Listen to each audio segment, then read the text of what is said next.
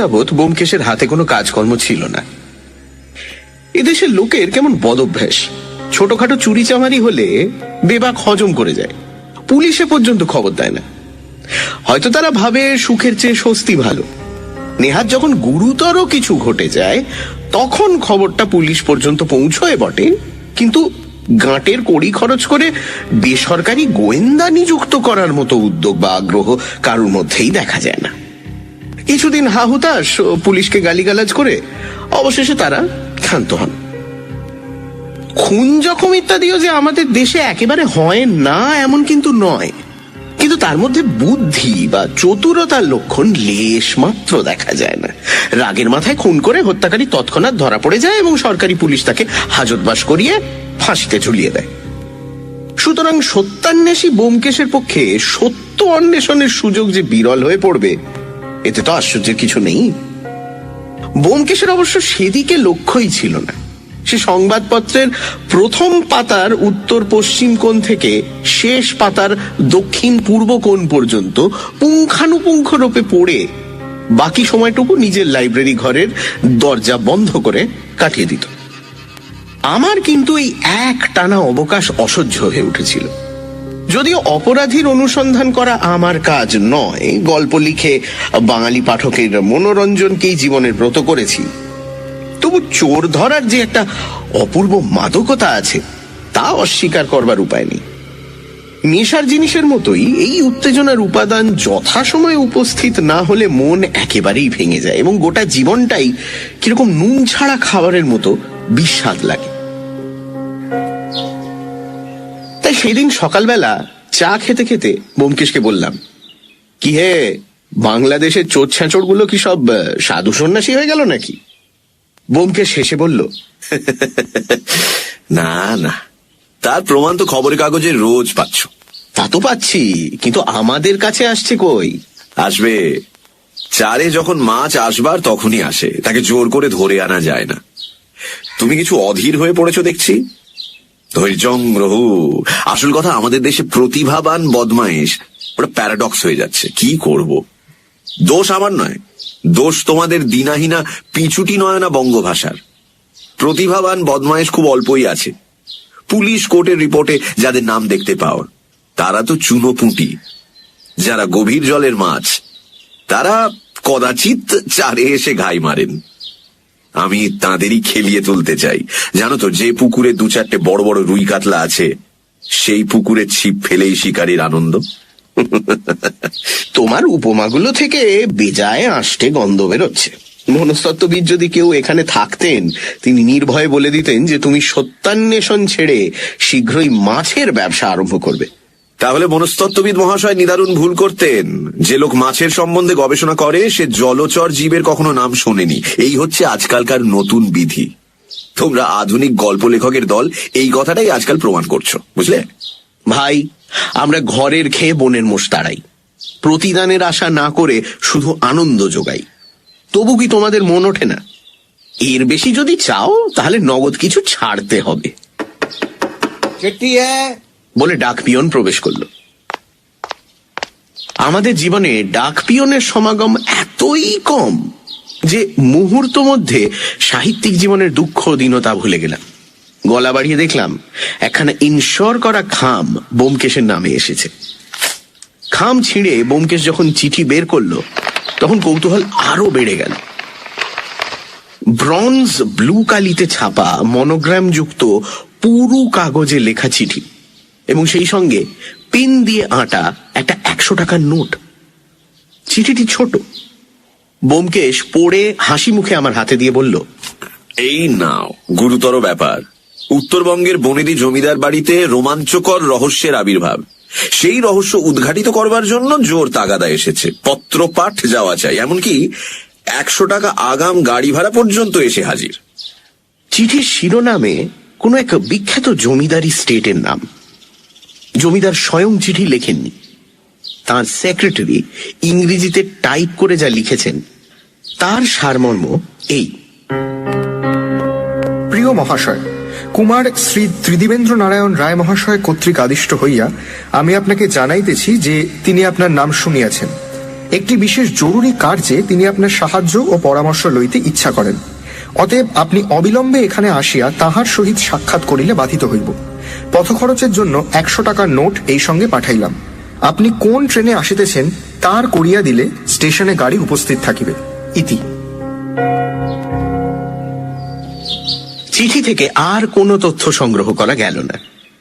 চিঠি ফিরিয়ে দিয়ে বললাম, তাই তো হে, ব্যাপার তো সত্যি গুরুতর ঠেকছে।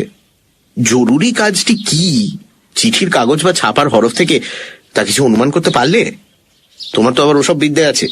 কিছু না, তবে আমাদের দেশের জমিদার বাবুদের যতদূর জানি, খুব সম্ভব কুমার ত্রিদিবেন্দ্র নারায়ণ বাহাদুর রাতে স্বপ্নে দেখেছেন যে তার পোষা হাতিটি পাশের জমিদার চুরি করে নিয়ে গেছে। তাই ভয় পেয়ে তিনি গোয়েন্দা তলব করেছেন। না, অতটা নয়। দেখছো না, একেবারে গোড়াতেই এতগুলো টাকা খরচ করে ফেলেছে। ভেতরে নিশ্চয়ই কোনো বড় রকম গোলমাল আছে। ওইটে তোমাদের ভুল। বড় লোক রুগী হলে মনে করো ব্যাধিও বড় রকম হবে। দেখা যায় কিন্তু ঠিক তার উল্টো।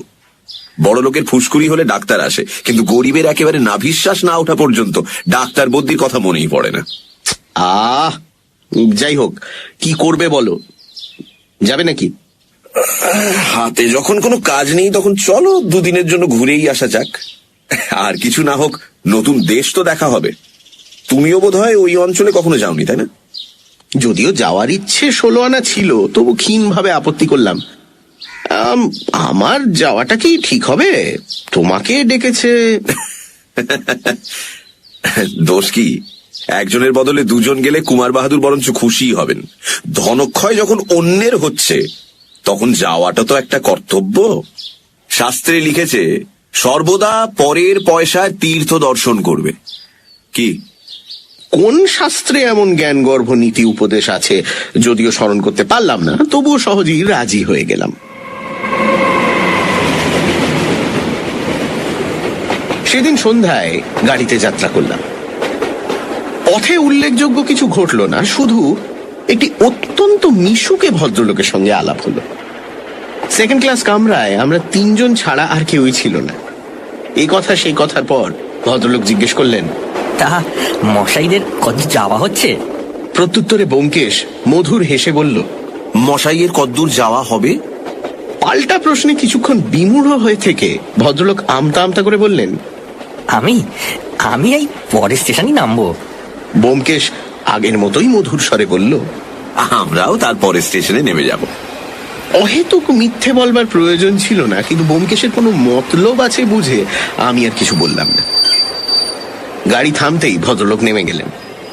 রাত হয়েছিল। প্ল্যাটফর্মের ভিড়ে তিনি নিমেষের মধ্যে কোথায় যেন মিলিয়ে গেলেন। তাকে আর দেখতে পেলাম না।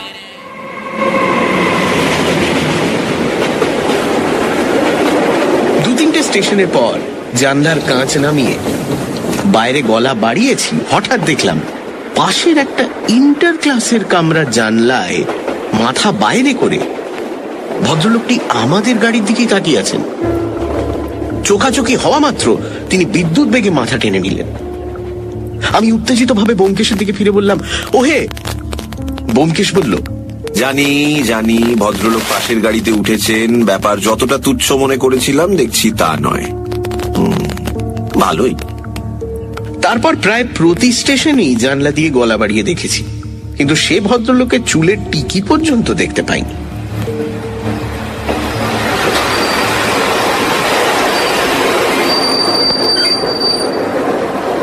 পরদিন ভোর হতে না হতেই গন্তব্যস্থানে পৌঁছলাম। স্টেশনটি ছোট। সেখান থেকে প্রায় 6-7 মাইল মোটরে যেতে হবে। একখানি দামি মোটর নিয়ে জমিদারের একজন কর্মচারী উপস্থিত ছিলেন। তিনি আমাদের সাদর অভ্যর্থনা করলেন। আমরা মোটরে বসলাম।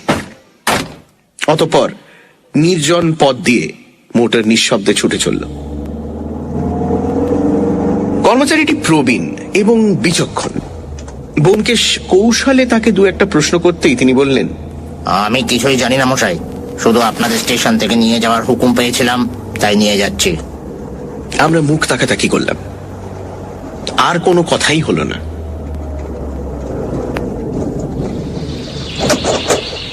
পরে জমিদার বাড়িতে পৌঁছে দেখলাম সে এক এলাহি কাণ্ড। মাঠের মাঝখানে যেন ইন্দ্রপুরী বসেছে। প্রকাণ্ড সাবেক 5 মহল ইমারত, তাকে ঘিরে প্রায় 30-40 বিঘে জমির ওপর বাগান, হট হাউস, পুকুর, টেনিস কোর্ট, কাছারি বাড়ি, অতিথিশালা, পোস্ট অফিস, আরো কত কি। চারিদিকে লস্কর, পেয়াদা, গোমস্তা, সরকার খাতক, প্রজার ভিড় লেগেই রয়েছে। আমাদের মোটর বাড়ির সামনে থামতেই প্রাইভেট সেক্রেটারি নিজে এসে আমাদের সমাদর করে ভেতরে নিয়ে গেলেন। একটা আস্ত মহল আমাদের জন্য নির্দিষ্ট করা হয়েছে। সেক্রেটারি বললেন, আপনারা মুখ হাত ধুয়ে জলযোগ করে নিন, ততক্ষণে কুমার বাহাদুরও আপনাদের সঙ্গে দেখা করবার জন্য তৈরি হয়ে যাবেন। চান সেরে বাইরে বেরোতেই প্রচুর জলখাবার এসে উপস্থিত হলো। তার যথারীতি ধ্বংস সাধন করে তৃপ্ত মনে একটি সিগারেট ধরিয়েছি, এমন সময় সেক্রেটারি এসে বললেন, কুমার বাহাদুর লাইব্রেরি ঘরে আপনাদের জন্য অপেক্ষা করছেন, আমার সঙ্গে আসুন। আমরা উঠে তাকে অনুসরণ করলাম। রাজকার্যে যাচ্ছি এমন একটি ভাব নিয়ে লাইব্রেরি ঘরে প্রবেশ করলাম। কুমার ত্রিদিবেন্দ্র নারায়ণ নাম থেকে আরম্ভ করে সব বিষয়ে বিরাট আড়ম্বর দেখে মনের মধ্যে কুমার বাহাদুর সম্বন্ধে একটা গুরুগম্ভীর ধারণা জন্মেছিল, কিন্তু তার সামনে উপস্থিত হয়ে সে ভ্রম ঘুচে গেল। দেখলাম আমাদেরই মতো সাধারণ পাঞ্জাবি পরা একটি হাসিমুখ যুবা পুরুষ, ফর্সা সুশ্রী চেহারা, ব্যবহারে তিলমাত্র আড়ম্বর নেই। আমরা যেতেই চেয়ার থেকে উঠে আগেই হাত তুলে নমস্কার করলেন। নমস্কার। পলকের জন্য একটু দ্বিধা করে ব্যোমকেশকে বললেন, আপনি ব্যোমকেশ বাবু? আচ্ছা, আসুন। ব্যোমকেশ আমাকে পরিচিত করিয়ে দিয়ে বলল, ইনি আমার বন্ধু সহকারী এবং ভবিষ্যৎ জীবনী লেখক, তাই ওকে সহজে কাছছাড়া করি না। কুমার ত্রিদিব হেসে বললেন, আশা করি আপনার জীবনী লেখার প্রয়োজন এখনো অনেক দূরে। অজিত বাবু এসেছেন, আমি ভারী খুশি হয়েছি, কারণ প্রধানত ওর লেখার ভেতর দিয়েই আপনার নামের সঙ্গে আমাদের পরিচয়। আসুন। উৎফুল্ল হয়ে উঠলাম। অন্যের মুখে নিজের লেখার অযাচিত উল্লেখ যে কত মধুর, তা যিনি ছাপার অক্ষরের কারবার করেন তিনিই জানেন। বুঝলাম ধনী জমিদার হলেও লোকটি শিক্ষিত এবং বুদ্ধিমান। লাইব্রেরি ঘরের চারিদিকে চোখ ফিরিয়ে দেখলাম দেওয়াল সংলগ্ন আলমারিগুলি দিশি বিলিতি নানান ধরনের বইয়ে ঠাসা। টেবিলের ওপরেও অনেকগুলো বই ইতস্তত ছড়ানো রয়েছে। লাইব্রেরি ঘরটি যে কেবলমাত্র বাড়ি সাজানোর জন্য নয়, রীতিমতো ব্যবহারের জন্য, তাতে আর কোনো সন্দেহ রইল না। আরো কিছুক্ষণ শিষ্টতা বিনিময়ের পর কুমার বাহাদুর বললেন, এবার কাজের কথা আরম্ভ করা যাক। সেক্রেটারিকে হুকুম দিলেন, শোনো, তুমি এখন যেতে পারো, তবে লক্ষ্য রেখো এই ঘরে যেন কেউ না ঢোকে। সেক্রেটারি সন্তর্পণে দরজা বন্ধ করে বেরিয়ে গেল। কুমার ত্রিদিব চেয়ারে ঝুঁকে বসে বললেন, আপনাদের যে কাজের জন্য এত কষ্ট দিয়ে ডেকে আনিয়েছি, সে কাজ যেমন গুরুতর তেমনি গোপনীয়। তাই সকল কথা প্রকাশ করে বলবার আগে আপনাদের প্রতিশ্রুতি দিতে হবে যে এ কথা ঘুণাক্ষরেও কোনো তৃতীয় ব্যক্তির কর্ণগোচর হবে না। এত সাবধানতার কারণ এই ব্যাপারের সঙ্গে আমাদের বংশের মর্যাদা জড়ানো রয়েছে। ব্যোমকেশ বলল, দেখুন, প্রতিশ্রুতি দেবার কোনো দরকার আছে বলে মনে করি না। একজন মক্কেলের গুপ্ত কথা অন্য লোককে বলা আমাদের ব্যবসার রীতি নয়। হ্যাঁ, কিন্তু আপনি যখন প্রতিশ্রুতি চান তখন দিতে কোনো বাধাও নেই। কিভাবে প্রতিশ্রুতি দিতে হবে বলুন? তামা তুলসীর দরকার নেই, আপনাদের মুখের কথাই যথেষ্ট। আমি একটু দ্বিধায় পড়লাম। বললাম, গল্প ছলেও কি কোনো কথা প্রকাশ করা যাবে না? না, এ সম্বন্ধে কোনো আলোচনাই চলবে না। হয়তো একটা ভালো গল্পের মশলা হাতছাড়া হয়ে গেল, এই ভেবে মনে মনে দীর্ঘশ্বাস ফেললাম। আপনি নির্ভয়ে বলুন, আমরা কোনো কথা প্রকাশ করব না। কুমার ত্রিদিব কিছুক্ষণ চুপ করে রইলেন, যেন কিভাবে কথাটা আরম্ভ করবেন তাই ভেবে পাচ্ছেন না। তারপর বললেন, আমাদের বংশে যেসব সাবেককালের হীরা জহরত আছে সে সম্বন্ধে বোধহয় আপনি কিছু জানেন না। কিছু কিছু জানি। আপনাদের বংশে একটি হীরা আছে যার তুল্য হীরা বাংলাদেশে আর দ্বিতীয়টি নেই। তার নাম সীমন্ত হীরা। আপনি আপনি জানেন? বাহ, তাহলে এই কথাও জানেন বোধহয় যে গত মাসে কলকাতায় যে রত্ন প্রদর্শনী হয়েছিল তাতে ওই হীরা দেখানো হয়েছিল, আপনি জানেন? হ্যাঁ জানি, কিন্তু দুর্ভাগ্যবশত সেই হীরা চোখে দেখার সুযোগ হয়নি।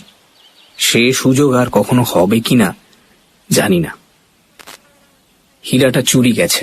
চুরি গেছে? হ্যাঁ, সেই সম্পর্কেই আপনাকে আনিয়েছি।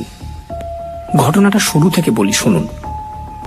আপনি নিশ্চয়ই জানেন আমাদের এই জমিদার বংশ অতি প্রাচীন কাল থেকে চলে আসছে। 12 ভূঁইয়ারও আগে পাঠান বাদশাদের আমলে আমাদের আদি পূর্বপুরুষ এই জমিদারি অর্জন করেন। সোজা কথায় বলতে গেলে তিনি একজন দুর্দান্ত ডাকাতের সর্দার ছিলেন। নিজের বাহুবলে সম্পত্তি লাভ করে পরে বাদশার কাছ থেকে সনন্দ আদায় করেন। সেই বাদশাহী সনন্দ এখনো আমাদের কাছে বর্তমান আছে। হ্যাঁ, এখন আমাদের অনেক অধঃপতন হয়েছে। চিরস্থায়ী বন্দোবস্তের আগে আমাদের রাজা উপাধি ছিল। এই সীমন্ত হীরা আমাদের আদি পূর্বপুরুষের সময় থেকে পুরুষানুক্রমে এই বংশে চলে আসছে। একটা প্রবাদ আছে যে এই হীরা যতদিন আমাদের কাছে থাকবে ততদিন বংশের কোনো অনিষ্ট হবে না, কিন্তু হীরা যদি কোনো রকমে হস্তান্তরিত হয় তাহলে এক পুরুষের মধ্যেই বংশলোপ হয়ে যাবে। একটু থেমে কুমার আবার বলতে লাগলেন, জমিদারের জ্যেষ্ঠ পুত্র জমিদারির উত্তরাধিকারী হয়, এই হচ্ছে আমাদের বংশের চিরাচরিত লোকাচার।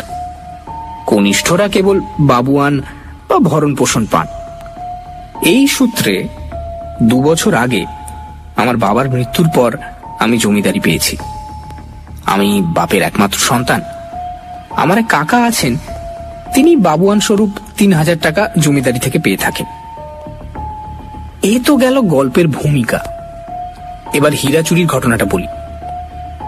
রত্ন প্রদর্শনীতে আমার হীরা এক্সিবিট করবার নিমন্ত্রণ যখন এলো তখন আমি নিজে স্পেশাল ট্রেনে করে সেই হীরা কলকাতা নিয়ে গেলাম। কলকাতায় পৌঁছে হীরাখানা প্রদর্শনীর কর্তৃপক্ষের কাছে জমা করে দেবার পর তবে নিশ্চিন্ত হলাম। আপনারা নিশ্চয়ই জানেন এই প্রদর্শনীতে বরোদা, হায়দ্রাবাদ, পাটিয়ালা প্রভৃতি রাজবংশের খানদানি জহরত সব প্রদর্শিত হয়েছিল। প্রদর্শনের কর্তা ছিলেন স্বয়ং গভর্নমেন্ট, সুতরাং সেখান থেকে হীরা চুরি যাবার কোনো ভয় ছিল না। তাছাড়া যে গ্লাস কেসে আমার হীরা রাখা হয়েছিল তার চাবি কেবল আমার কাছেই ছিল। 7 দিন ধরে এক্সিবিশন চলল। 8 দিনের দিন আমার হীরা নিয়ে আমি বাড়ি ফিরে এলাম। বাড়ি ফিরে এসে জানতে পারলাম যে আমার হীরা চুরি গেছে। তার বদলে যা ফিরিয়ে এনেছি তা 200 টাকা দামের মেকি পেস্ট। কুমার চুপ করলেন। ব্যোমকেশ জিজ্ঞেস করলো, চুরি ধরা পড়বার পর প্রদর্শনীর কর্তৃপক্ষকে কিংবা পুলিশকে খবর দেননি কেন? খবর দিয়ে কোনো লাভ হতো না ব্যোমকেশ বাবু, কারণ কে চুরি করেছে সেটা চুরি ধরা পড়ার সঙ্গে সঙ্গেই জানতে পেরেছিলাম। ও। ব্যোমকেশ তীক্ষ্ণ দৃষ্টিতে কিছুক্ষণ কুমারের মুখের দিকে তাকিয়ে থেকে বলল, তারপর বলে যান। বলে যান। এ কথা কাউকে বলবার নয়, পাছে জানাজানি হয়ে পারিবারিক কলঙ্ক বার হয়ে পড়ে, কাগজে এ নিয়ে লেখালেখি শুরু হয়। এই ভয়ে বাড়ির লোককে পর্যন্ত এ কথা জানাতে পারিনি। জানি শুধু আমি আর আমার বৃদ্ধ দেওয়ান মশাই। কথাটা আরো খোলসা করে বলা দরকার। আপনাকে একটু আগে বললাম না যে আমার এক কাকা আছেন, তিনি কলকাতায় থাকেন। স্টেট থেকে মাসিক 3000 টাকা খরচা পান। তার নাম আপনি নিশ্চয়ই শুনেছেন। তিনি বিখ্যাত শিল্পী এবং বৈজ্ঞানিক স্যার দিগীন্দ্র নারায়ণ রায়। তার মতো আশ্চর্য মানুষ খুব কম দেখা যায়। বিলেতে জন্মালে তিনি বোধহয় অদ্বিতীয় মনীষী বলে পরিচিত হতে পারতেন। যেমন অসাধারণ বুদ্ধিমত্তা তেমনি অগাধ পাণ্ডিত্য। গত মহাযুদ্ধের সময় তিনি প্লাস্টার অফ প্যারিস সম্বন্ধে কি একটা তথ্য আবিষ্কার করে ইংরেজ গভর্নমেন্টকে উপহার দিয়েছিলেন, আর তার ফলে স্যার উপাধি পান। শিল্পের দিকেও তার কি অসামান্য প্রতিভা, তার পরিচয় সম্ভবত আপনাদের অল্প বিস্তর জানা আছে। প্যারিসের শিল্প প্রদর্শনীতে মহাদেবের পাথরের মূর্তি এক্সিবিট করে তিনি যে সম্মান ও প্রশংসা লাভ করেন তা সবাই জানে। মানে মোটের ওপর এমন বহুমুখী প্রতিভা সচরাচর চোখে পড়ে না। কাকা আমাকে কম স্নেহ করেন না, কিন্তু একটা বিষয়ে তার সঙ্গে আমার মতভেদ হয়েছিল। এই হীরাটা তিনি আমার কাছে চেয়েছিলেন। হীরাটার উপর তার একটা অহেতুক আসক্তি ছিল। তার দামের জন্য নয়, শুধু হীরাটাকেই নিজের কাছে রাখবার জন্য তিনি প্রায় পাগল হয়ে উঠেছিলেন। আমি জিজ্ঞেস করলাম, হিরেটার দাম কত হবে? খুব সম্ভবত 3 পয়সার। টাকা দিয়ে সে জিনিস কেনবার মতো লোক ভারতবর্ষে খুব কমই আছে। তাছাড়া আমরা কখনো তার দাম যাচাই করে দেখিনি। গৃহদেবতার মতোই সেই হীরাটা অমূল্য ছিল।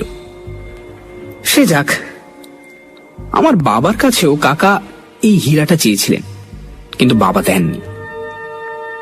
তারপর বাবা মারা যাওয়ার পর কাকা আমার কাছে সেটা চাইলেন।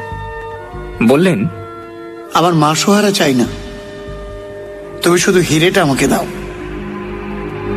বাবা মৃত্যুকালে আমাকে এই বিষয়ে সাবধান করে দিয়েছিলেন। তাই আমি হাত জোড় করে কাকাকে বললাম, কাকা, আপনার যা ইচ্ছে নিন, কিন্তু ওই হীরাটা দিতে পারবো না। বাবার শেষ আদেশ। কাকা আর কিছু বললেন না, কিন্তু বুঝলাম তিনি আমার উপর মর্মান্তিক অসন্তুষ্ট হয়েছেন। এরপর থেকে কাকার সঙ্গে আমার দেখা হয়নি। তবে হ্যাঁ, চিঠি আদান প্রদান হয়েছে। যেদিন হীরা নিয়ে কলকাতা থেকে ফিরে এলাম, তার পরদিন কাকার কাছ থেকে একটা চিঠি এলো। ছোট্ট চিঠি, কিন্তু পড়ে মাথা ঘুরে গেল। এই দেখুন সেই চিঠি। চাবি দিয়ে সেক্রেটারিয়েট টেবিলের দেরাজ খুলে কুমার বাহাদুর একখানা চিঠি বার করে দিলেন। ছোট ছোট সুছাদ অক্ষরে লেখা বাংলা চিঠি।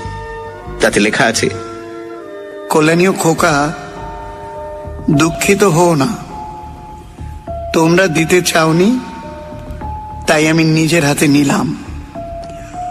বংশ লোপ হবে বলে যে কুসংস্কার আছে, তাতে বিশ্বাস করো না। ওটা আমাদের পূর্বপুরুষদের একটা ফন্দি মাত্র, যাতে জিনিসটা হস্তান্তরিত করতে কেউ সাহস না করে। আশীর্বাদ নিও। এটি তোমার কাকা শ্রী দিগেন্দ্র নারায়ণ রায়। ব্যোমকেশ নিঃশব্দে চিঠি ফেরত দিল। কুমার বলতে লাগলেন, আমি চিঠি পড়েই ছুটলাম তোষাখানায়। লোহার সিন্দুক খুলে হীরার বাক্স বার করে দেখলাম হীরা ঠিক আছে। দেওয়ান মশাইকে ডাকলাম। তিনি জহরতের একজন ভালো জহুরি। দেখেই বললেন, জাল হীরা। কিন্তু চেহারায় কোথাও এতটুকু তফাৎ নেই, একেবারে অবিকল আসল হীরার জোড়া। কুমার দেরাজ খুলে একটি ভেলভেটের বাক্স বার করলেন। ডালা খুলতেই সুপুরির মতো গোলাকার একটা পাথর ঝলমল করে উঠল। কুমার বাহাদুর 2 আঙুলে সেটা তুলে ব্যোমকেশের হাতে দিয়ে বললেন, জহুরি ছাড়া কারোর সাধ্য নেই যে বোঝে এটা জাল হীরা। আসলে 200 টাকার বেশি এর দাম নয়। অনেকক্ষণ ধরে আমরা সেই মূল্যহীন কাঁচ খণ্ডটাকে ঘুরিয়ে ফিরিয়ে দেখলাম। তারপর দীর্ঘশ্বাস ছেড়ে ব্যোমকেশ সেটা ফিরিয়ে দিয়ে বলল, তাহলে আমার কাজ হচ্ছে সেই আসল হীরাটা উদ্ধার করা। স্থির দৃষ্টিতে তার দিকে তাকিয়ে থেকে কুমার বললেন, হ্যাঁ, কেমন করে হীরা চুরি গেল সে নিয়ে মাথা ঘামাবার কোনো দরকার নেই। আমি শুধু আমার হীরাটা ফেরত চাই। যেমন করে হোক, যে উপায় হোক, আমার সীমন্ত হীরা আমাকে ফিরিয়ে এনে দিতেই হবে। খরচের জন্য ভাবনা করবেন না। যত টাকা লাগে, সে যদি 20,000 টাকাও হয়, তাও দিতে আমি পিছুপা হব না, এটা জানবেন। শুধু একটা শর্ত, কোন রকমে এ কথা যেন খবরের কাগজে না ওঠে। তো কবে নাগাদ হীরাটা পেলে আপনি খুশি হবেন? হ্যাঁ, কবে নাগাদ? তবে কি আপনি হীরাটা উদ্ধার করতে পারবেন বলে মনে হয়? এ তো অতি তুচ্ছ ব্যাপার। আমি এর চেয়ে ঢের বেশি জটিল রহস্য প্রত্যাশা করেছিলাম।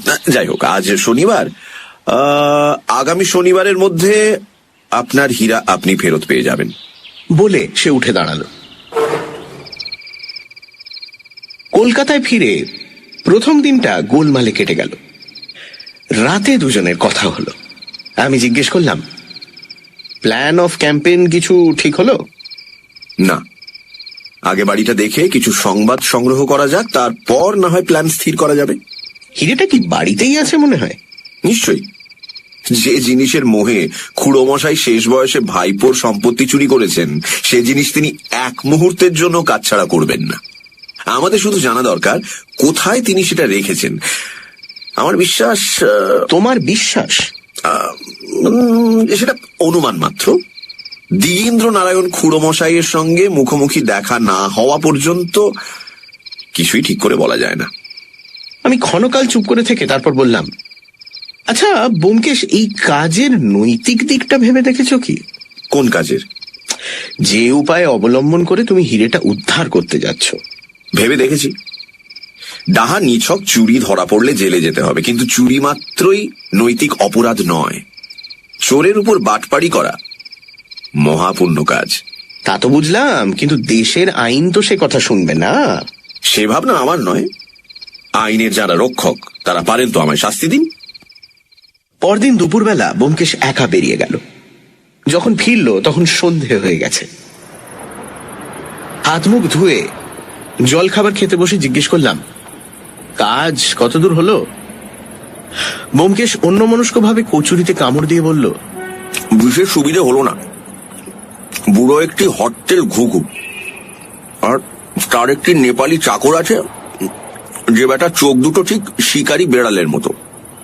যাই হোক, একটা সুরাহা হয়েছে।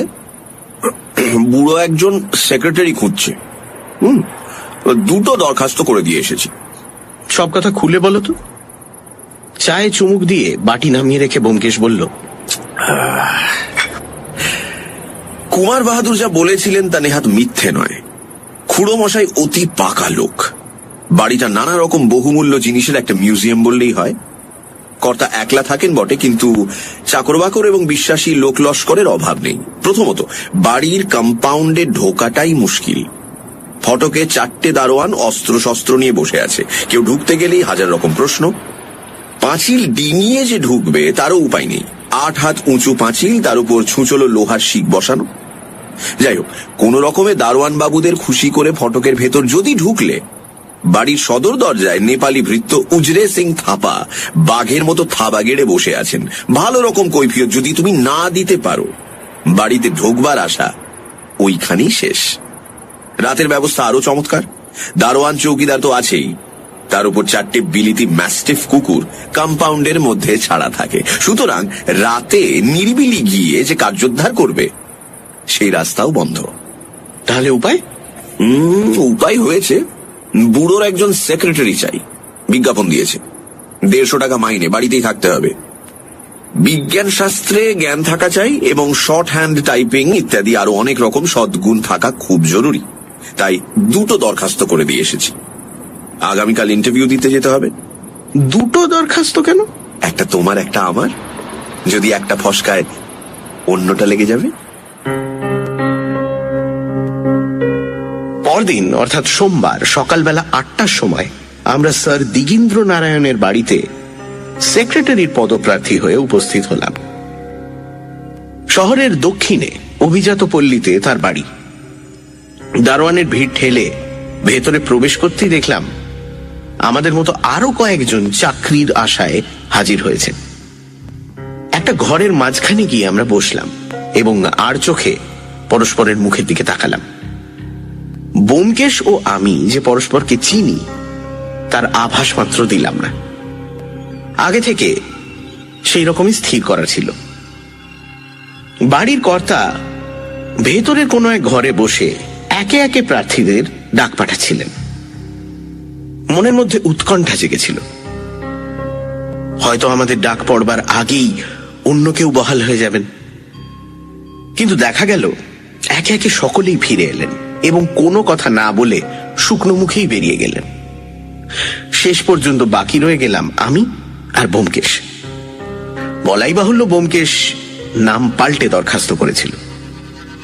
আমার নতুন নামকরণ হয়েছিল জিতেন্দ্রনাথ এবং ব্যোমকেশের নিখিলেশ।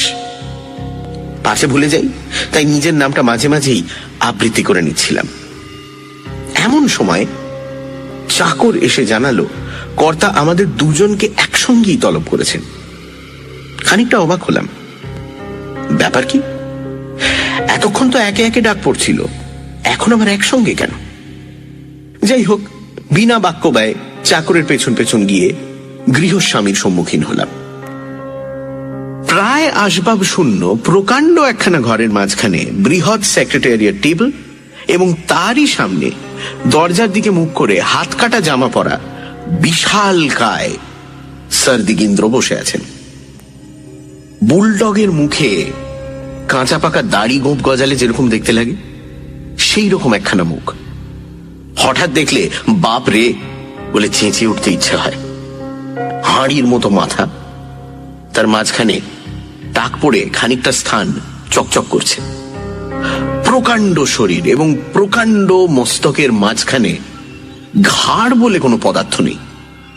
লম্বা লোমশ হাত দুটো বন মানুষের মতোই দৃঢ় এবং ভয়ঙ্কর, কিন্তু তার প্রান্তে আঙুলগুলি ভারতীয় চিত্রকলার মতো সরু ও সুদৃশ্য। একেবারে লতিয়ে না গেলেও পেছন দিকটা ঈষৎ বেঁকে গেছে। চোখ দুটো ছোট এবং সবসময় যেন লড়াই করবার জন্য প্রতিদ্বন্দ্বী খুঁজছে। মোটের ওপর আরব্য উপন্যাসের দৈত্যের মতো এই লোকটিকে দেখা মাত্র একটা অহেতুক সম্ভ্রম ও ভীতির সঞ্চার হয়। মনে হয় এর এই কুদর্শন দেহটার মধ্যে ভালো ও মন্দ করবার অফুরন্ত শক্তি রয়েছে। আমরা বিনীতভাবে নমস্কার করে টেবিলের সামনে গিয়ে দাঁড়ালাম। সেই ক্ষুদ্র চোখ দুটি আমার মুখ থেকে ব্যোমকেশের মুখ পর্যন্ত দ্রুত বেগে কয়েকবার যাতায়াত করে ব্যোমকেশের মুখের ওপরেই স্থির হলো। তারপর সেই প্রকাণ্ড মুখে এক অদ্ভুত হাসি দেখা দিল। বুলডগ হাসতে পারে কিনা জানি না, কিন্তু পারলে বোধ হয় এইরকমই হাসত। এই হাসি ক্রমে মিলিয়ে গেল এবং একটি গম্ভীর গলা বলে উঠল, উজরে, দরজা বন্ধ করো। নেপালি ভৃত্য উজরে সিং দরজার কাছেই দাঁড়িয়েছিল। নিঃশব্দে বাইরে থেকে দরজা বন্ধ করে দিল। কর্তা তখন টেবিলের ওপর থেকে আমাদের দরখাস্ত দুটো তুলে নিয়ে বললেন, কার নাম নিখিলেশ? ব্যোমকেশ বলল, আগে আমার।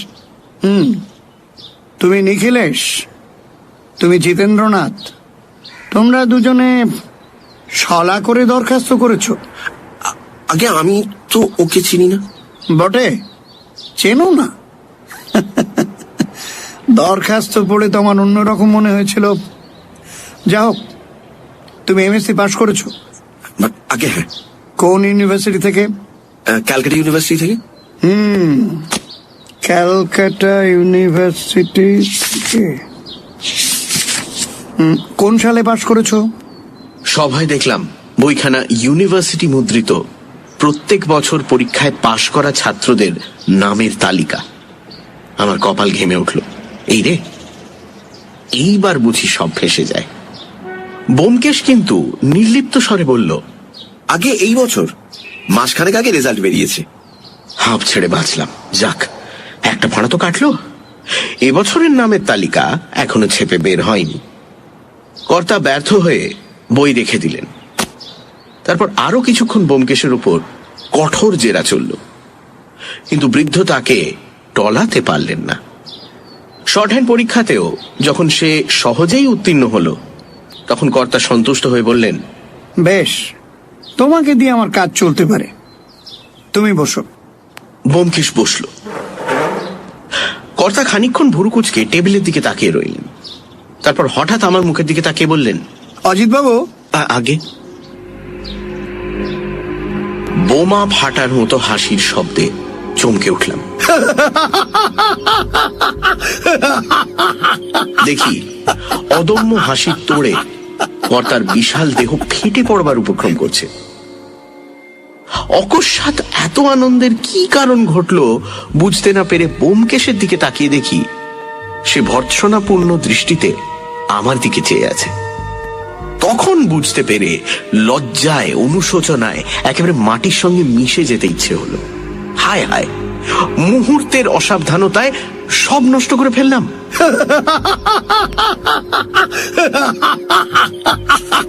কর্তার হাসি সহজে থামল না। কড়িবর্গা কাঁপিয়ে প্রায় 5 মিনিট ধরে এক টানা চলল। তারপর চোখ মুছে আমার ম্রিয়মান মুখের দিকে তাকিয়ে তিনি বললেন, লজ্জিত হও না, লজ্জিত হও না। আমার কাছে ধরা পড়া তোমাদের পক্ষে কিছু মাত্র লজ্জার কথা নয়, কিন্তু বালক হয়ে তোমরা আমাকে ঠকাবে মনে করেছিলে। এতে আমার ভারী আমোদ বোধ হচ্ছে। আমরা নির্বাক হয়ে রইলাম। কর্তা ব্যোমকেশের দিকে কিছুক্ষণ তাকিয়ে থেকে বললেন, ব্যোমকেশ বাবু, তোমার কাছ থেকে আমি এতটা নির্বুদ্ধিতা প্রত্যাশা করিনি। তুমি ছেলে মানুষ বটে, কিন্তু তোমার করটির গঠন থেকে বুঝতে পারছি তোমার মাথায় কিছু বুদ্ধি আছে। কলির মধ্যে অন্তত 55 আউন্স ব্রেন ম্যাটার রয়েছে। তবে ব্রেন ম্যাটার থাকলেই তো শুধু হয় না, কনভলিউশনের উপর সব নির্ভর করে। হনু আর চোয়াল উঁচু, মৃদঙ্গ মুখ, বাঁকা নাক, কটু বুদ্ধি, একগুঁয়ে ইনটিউশনটা খুব বেশি, রিজনিং পাওয়ার মন্দ, তবে ডেভেলপ নয়, এখনো ম্যাচিওর করেনি। বলছি যে মোটের উপর বুদ্ধির বেশ শৃঙ্খলা আছে। তোমাকে বুদ্ধিমান বলা চলে। আমার মনে হলো যেন জীবন্ত ব্যোমকেশের সব কাটা ছেঁড়া হচ্ছে। তার মস্তিষ্ককে কেটে ছিঁড়ে ওজন করে তার মূল্য নির্ধারণ করা হচ্ছে, এবং আমি দাঁড়িয়ে তা দেখছি।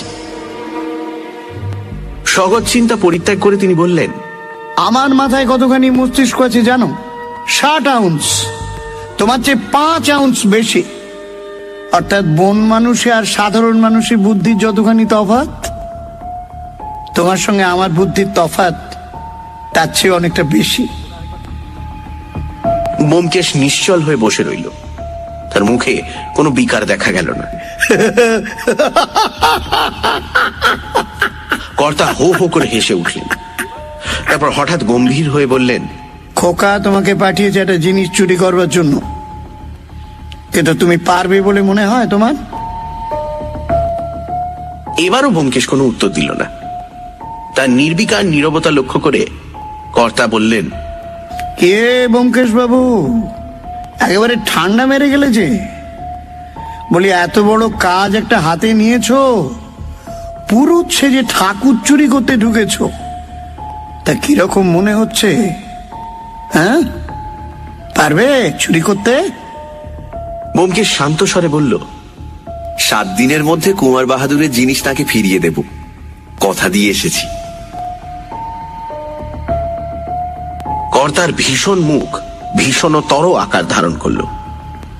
ঘন রোমশ ভুরুগুলো কপালের ওপর যেন তাল পাকিয়ে গেল। বটে বটে, তিনি বললেন, তোমার সাহস তো কম নয় দেখছি।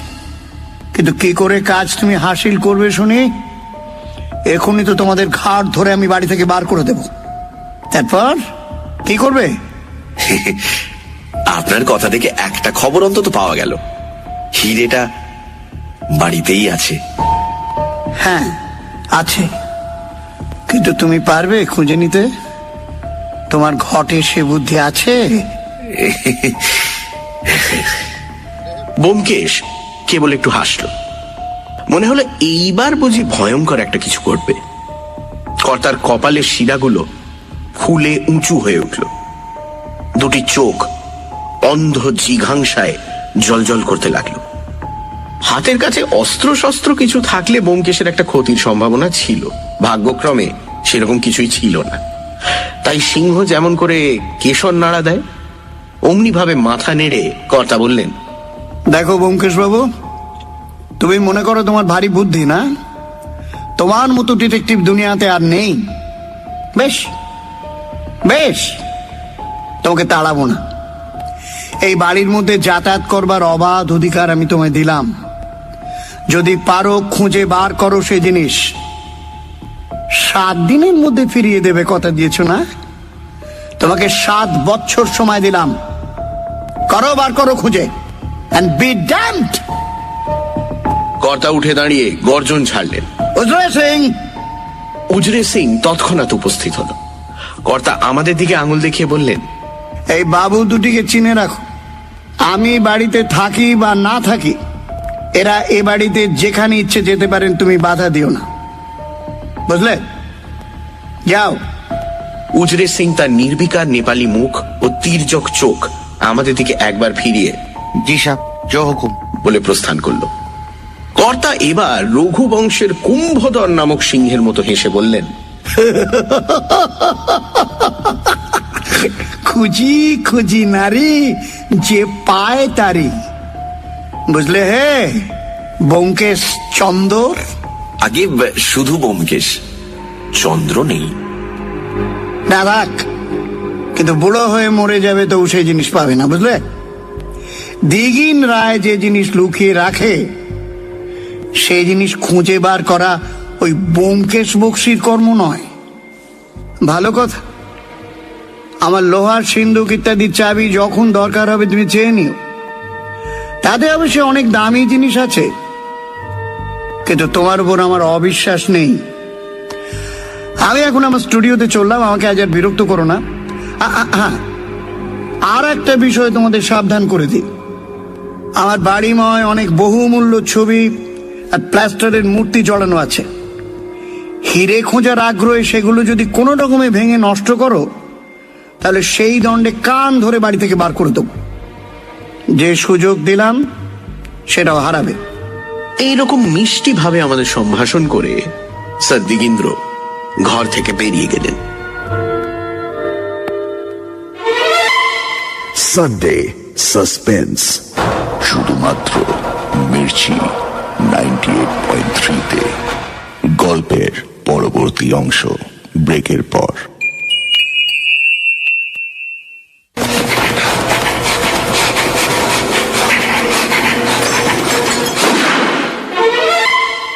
সানডে সাসপেন্স শুধুমাত্র মির্চি 98.3-তে। শুনছেন শরদিন্দু বন্দ্যোপাধ্যায়ের ব্যোমকেশ কাহিনী সীমন্ত হীরা। কুমার ত্রিদিবেন্দ্র নারায়ণ রায় তার চুরি যাওয়া সীমন্ত হীরা খুঁজে বার করার দায়িত্ব ব্যোমকেশকে দিলেন। কুমার বাহাদুর এও জানালেন যে তার দৃঢ় বিশ্বাস হীরাটা তার কাকা স্যার দিগিন্দ্র নারায়ণ রায় নিয়েছেন। ব্যোমকেশ ও অজিত ছদ্মবেশ ধরে স্যার দিগিন্দ্রের বাড়ি গেলেও তাদের ধরা পড়ে যেতে দেরি হয় না। সব জেনেও স্যার দিগিন্দ্র নারায়ণ ব্যোমকেশকে তার বাড়িতে হীরা অনুসন্ধানের জন্য সম্মতি দেন। ব্যোমকেশ এই কাজে সম্পূর্ণ ব্যর্থ হবে এই কথা ঘোষণা করে তিনি ঘর থেকে বেরিয়ে যান। তারপর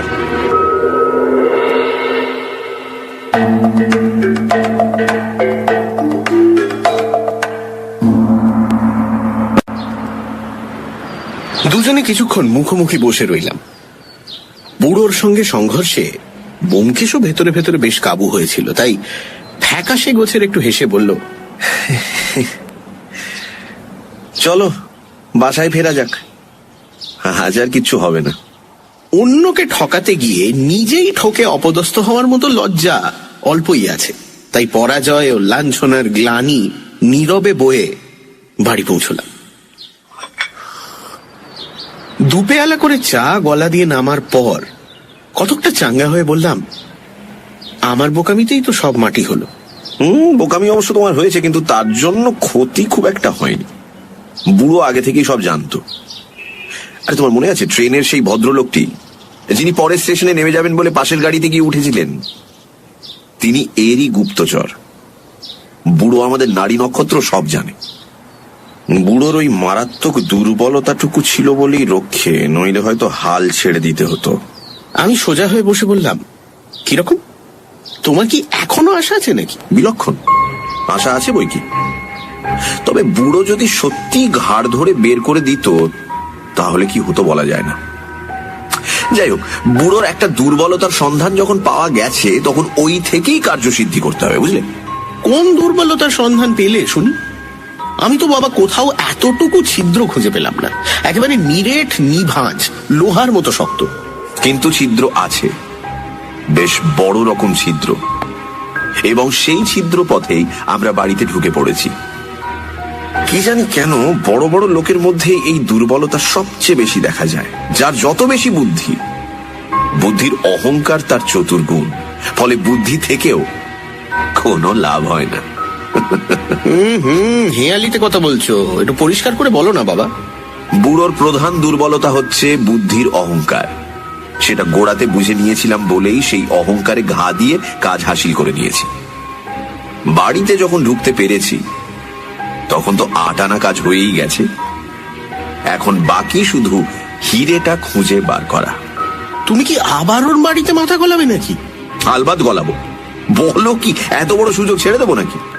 এবার গেলে না ওই বেটা উজরে সিং পেটের মধ্যে কুকরি পুড়ে দেবে। যা হয় করো, আমি আর এর মধ্যে নেই। তা কি হয়? আরে তোমাকেও চাই অজিত। এক যাত্রায় পৃথক ফল কি ভালো?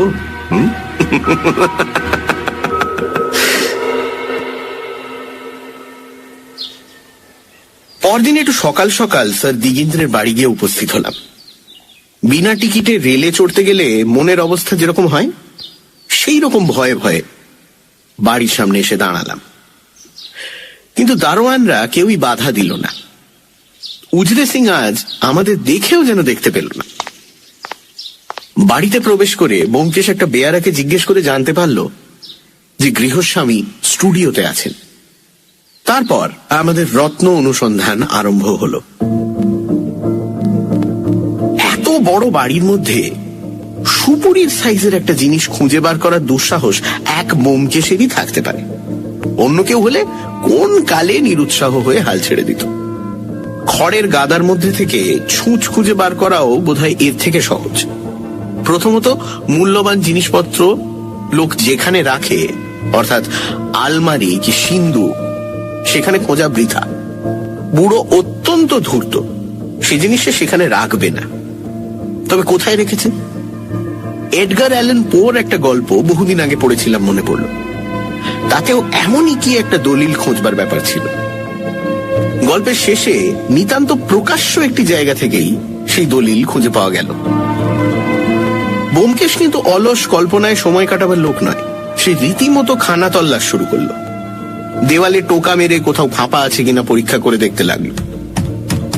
বড় বড় বইয়ের আলমারি খুলে প্রত্যেকটা বই নামিয়ে পরীক্ষা করল। স্যার দিগেন্দ্রের বাড়িখানা ছবি ও মূর্তির একটা কলা ভবন বললেই হয়। ঘরে ঘরে নানান রকম সুন্দর ছবি ও মূর্তি প্লাস্টার কাস্ট করে সাজানো রয়েছে। অন্য আসবাব খুবই কম। সুতরাং মোটামুটি অনুসন্ধান শেষ করতে 2 ঘন্টার বেশি সময় লাগলো না। সর্বত্র বিফল হয়ে অবশেষে আমরা গৃহস্বামীর স্টুডিও ঘরে গিয়ে হানা দিলাম। দরজায় টোকা মারতেই ভেতর থেকে গম্ভীর গর্জন এল। এসো। ঘরটা বেশ বড়। তার একদিকের সমস্ত দেয়াল জুড়ে লম্বা একটা টেবিল চলে গেছে। টেবিলের উপর নানান চেহারার বৈজ্ঞানিক যন্ত্রপাতি সাজানো রয়েছে। আমরা প্রবেশ করতেই স্যার দিগেন্দ্র হুঙ্কার দিয়ে হেসে উঠলেন, বললেন, কি হে ব্যোমকেশ বাবু, পরশমানিক পেলে? তোমাদের কবি লিখেছেন না, খ্যাপা খুঁজে খুঁজে ফেরে পরশ পাথর। তোমার দশা তো সেই খ্যাপার মতো হবে দেখছি। শেষ পর্যন্ত মাথায় যে তোমার বৃহৎ জটা গজিয়ে যাবে। আপনার লোহার সিন্দুকটা একবার দেখবো ভাবছি। বেশ তো, দেখবে তো। নাও না, নাও চাবি নাও। আমিও তোমার সঙ্গে গিয়ে তোমাকে সাহায্য করতে পারতাম, কিন্তু এই প্লাস্টার কাজটা ঢালাই করতে একটু সময় লাগবে। যাও, অজিত বাবু তোমাকে সাহায্য করতে পারবেন। আর যদি দরকার হয়, উজরে সিং। ওটা আপনি কি করছেন? আমার তৈরি নটরাজ মূর্তির নাম শোনোনি? এটা তারই একটা ছোট প্লাস্টার কাজ তৈরি করছি। আর একটা আমার টেবিলের উপর রাখা আছে, দেখে থাকবে। কাগজ চাপা হিসেবে জিনিসটা মন্দ নয়, কি বলো? মনে পড়ল স্যার দিগেন্দ্রের বসবার ঘরের টেবিলের উপর একটি অত্যন্ত সুন্দর ছোট নটরাজ মহাদেবের মূর্তি দেখেছিলাম। ওটা তখনই আমার দৃষ্টি আকর্ষণ করেছিল। কিন্তু ওটাই যে স্যার দিগিন্দ্রের নির্মিত বিখ্যাত মূর্তির মিনিয়েচার সেটা তখন বুঝতে পারিনি। আমি বিস্মিত হয়ে বললাম, ওই মূর্তিটাই আপনার প্যারিসে এক্সিবিট করিয়েছিলেন? আসল মূর্তিটা পাথরে গড়া, সেটা এখনো প্যারিসে লুভে আছে। ঘর থেকে বেরিয়ে এলাম। লোকটা সর্বমুখী অসামান্যতা আমাকে অভিভূত করে ফেলছিল। তাই ব্যোমকেশ যখন সিন্দুক খুলে তন্ন তন্ন করে দেখতে লাগলো, আমি চুপ করে দাঁড়িয়ে রইলাম। এত বড় একটা প্রতিভার সঙ্গে যুদ্ধ করে জয়ের আশা কোথায়? অনুসন্ধান শেষ করে ব্যোমকেশ নিঃশ্বাস ছেড়ে বলল, না, কিছুই নেই। চলো বাইরের ঘরে একটু বসা যাক। বসবার ঘরে ফিরে এসে দেখলাম স্যার দিগিন্দ্র ইতিমধ্যে এসে বসেছেন এবং তার মুখের মতোই একটি মোটা চুরুট দাঁতে চাপিয়ে ধূমপান করছেন। আমরা বসলে তিনি ব্যোমকেশের দিকে আর চোখে চেয়ে বললেন, পেলে না তো? আচ্ছা, কুছ পরোয়া নেই, একটু জিরিয়ে নাও, তারপর নয় আবার খুঁজো। ব্যোমকেশ নিঃশব্দে চাবির গোছা ফেরত দিল। সেটা পকেটে ফেলে আমার দিকে তাকিয়ে স্যার দিগিন্দ্র বললেন, ওহে অজিত বাবু, তুমি না গল্প টল্প লিখে থাকো, সুতরাং একজন বড় দরের আর্টিস্ট, বলো দেখি এই পুতুলটা কেমন?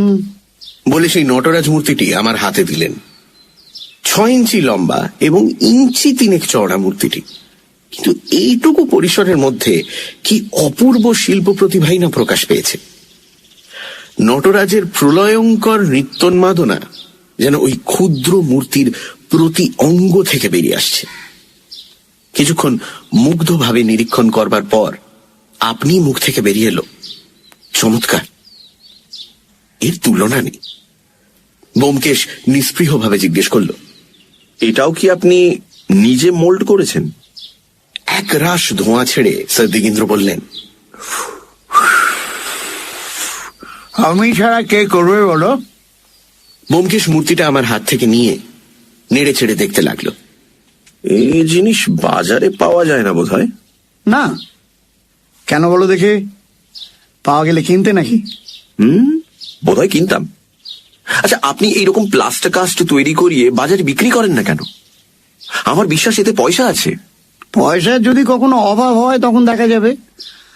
আপাতত জিনিসটাকে বিক্রি করে আমি খেলেও করতে চাই না। এখন তাহলে উঠি, আবার ও বেলা আসবো। বলে মূর্তিটা ঠক করে টেবিলের ওপর রাখলো। স্যার দিগিন্দ্র চমকে উঠে বললেন, এই আরে, তুমি তো আচ্ছা বেকুবে, এখনই এটা ভাঙছিলে আর কি। তারপর বাঘের মতো ব্যোমকেশের দিকে তাকিয়ে রুদ্ধ গর্জনে বললেন, তোমাদের একবার সাবধান করে দিয়েছি, আবার বলছি, আমার কোনো ছবি বা মূর্তি যদি ভেঙেছ তাহলে তোমাদের সঙ্গে সঙ্গে বাড়ি থেকে বার করে দেবো, আর ঢুকতে দেবো না, বুঝেছ? ব্যোমকেশ অনুতপ্ত ভাবে মার্জনা চাইলে তিনি ঠান্ডা হয়ে বললেন, দেখো, এইসব সুকুমার কলার অযত্ন আমি একেবারে দেখতে পারি না। যা হোক, ওবেলা তাহলে আবার আসছো, বেশ কথা। উদ্যোগিনাং পুরুষ সিংহ, এবার বাড়ির কোন দিকটা খুঁজে মনস্থ করেছো? বাগান কুপিয়ে যদি দেখতে চাও তারও বন্দোবস্ত করে রাখতে পারি।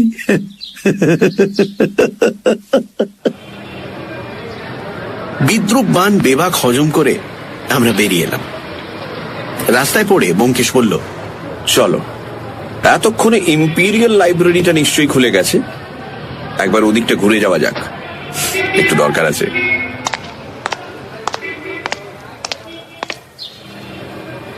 ইম্পিরিয়াল লাইব্রেরিতে গিয়ে ব্যোমকেশ বিলিতি বিশ্বকোষে প্লাস্টার কাস্টিং এর অংশটা খুব মন দিয়ে পড়ল। তারপর বই ফিরিয়ে দিয়ে বেরিয়ে এলো। লক্ষ্য করলাম কোনো কারণে সে বেশ একটু উত্তেজিত হয়েছে। বাড়ি পৌঁছে আমি জিজ্ঞেস করলাম, কি হে, প্লাস্টার কাস্টিং সম্বন্ধে এত কৌতূহল কেন? ব্যোমকেশ বলল, তুমি তো জানোই সকল বিষয়ে কৌতূহল আমার একটা দুর্বলতা। তা তো জানি, কিন্তু কি দেখলে? দেখলাম প্লাস্টার কাস্টিং খুব সহজ, যে কেউ করতে পারে। খানিকটা প্লাস্টার অফ প্যারিস জলে গুলে যখন সেটা দইয়ের মতো ঘন হয়ে আসবে, তখন মাটির বা মোমের ছাঁচের মধ্যে আস্তে আস্তে ঢেলে দাও। মিনিট 10 মধ্যেই সেটা জমে শক্ত হয়ে যাবে, তখন ছাঁচ থেকে বার করে নিলেই হয়ে গেল। ওর মধ্যে শক্ত যা কিছু সেটা হলো ওই ছাঁচটা তৈরি করা। এই তো এর জন্য এত দুর্ভাবনা কেন? দুর্ভাবনা নেই। ছাঁচে প্লাস্টার অফ প্যারিস ঢালবার সময় যদি একটা সুপুরি কি ওই জাতীয় কোনো শক্ত জিনিস সেই সঙ্গে ঢেলে দেওয়া যায়, তাহলে সেটা মূর্তির মধ্যেই রয়ে যাবে। অর্থাৎ অর্থাৎ চলো। বিকেলে আবার স্যার দিগিন্দ্রের বাড়িতে গেলাম। এবারও তন্ন তন্ন করে বাড়িখানা খোঁজা হলো, কিন্তু কোনোই ফল হলো না। স্যার দিগিন্দ্র মাঝে মাঝে এসে আমাদের ব্যঙ্গ বিদ্রুপ করে যেতে লাগলেন। অবশেষে যখন ক্লান্ত হয়ে আমরা বসবার ঘরে এসে বসলাম, তখন তিনি আমাদের ভারী পরিশ্রম হয়েছে বলে চা ও জল খাবার খাওয়ালেন। আমার ভারী লজ্জা করতে লাগলো, কিন্তু ব্যোমকেশ একেবারে বেহায়া। সে অম্লান ভাবে সমস্ত জল খাবার খেতে খেতে অমায়িক ভাবে স্যার দিগিন্দ্রের সঙ্গে গল্প করতে লাগলো। স্যার দিগিন্দ্র জিজ্ঞাসা করলেন, আর কতদিন চালাবে? এখনো আশ মিটলো না? আজ বুধবার তো, এখনো তো 2 দিন সময় আছে। স্যার দিগিন্দ্র অট্টহাসি করতে লাগলেন।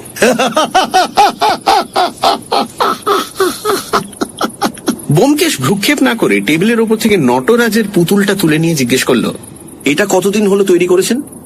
ভুরু কুচকে স্যার দিগিন্দ্র চিন্তা করে বললেন, দিন 15-20 হবে। কেন? না এমনি। আচ্ছা আজ উঠি, কাল আবার আসবো, নমস্কার। বাড়ি ফিরতেই চাকর পুঁটিরাম একখানা খাম বার করে ব্যোমকেশের হাতে দিল। একজন তকমা পড়া চাপরাশি দিয়ে গেছেন। খামের ভেতর শুধু একটি ভিজিটিং কার্ড। তার এক পিঠে ছাপার অক্ষরে লেখা আছে কুমার ত্রিদিবেন্দ্র নারায়ণ রায়। অন্য পিঠে পেন্সিল দিয়ে লেখা, এইমাত্র কলকাতা পৌঁছালাম, গ্র্যান্ড হোটেলে আছি। কতদূর? ব্যোমকেশ কার্ডখানা টেবিলের এক পাশে রেখে দিয়ে আরাম কেদারায় বসে পড়ল। কড়িকাঠের দিকে চোখ তুলে চুপ করে রইল। কুমার বাহাদুর হঠাৎ এসে পড়ায় সে মনে মনে খুশি হয়নি বুঝলাম।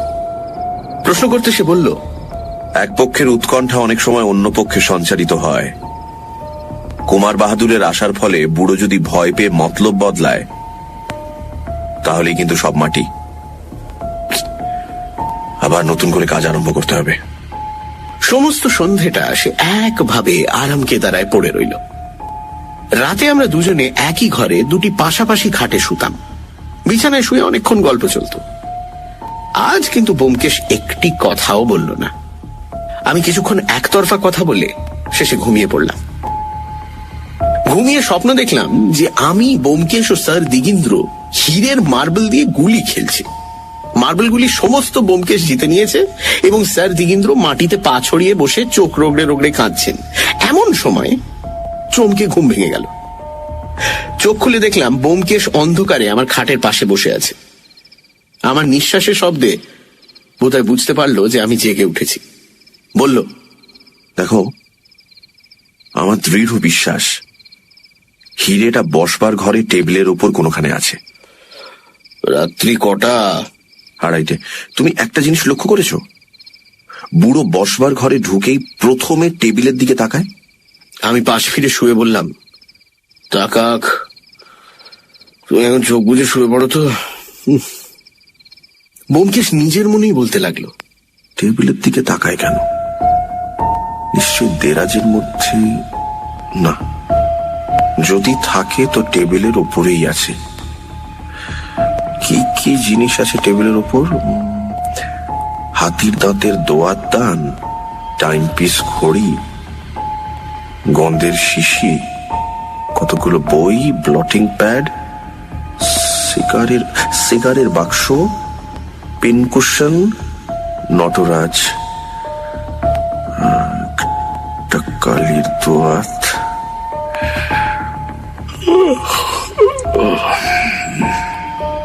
শুনতে শুনতে আবার ঘুমিয়ে পড়লাম। রাতে যতবার ঘুম ভাঙল অনুভব করলাম ব্যোমকেশ অন্ধকারে ঘরময় পায়াচারি করে বেড়াচ্ছে।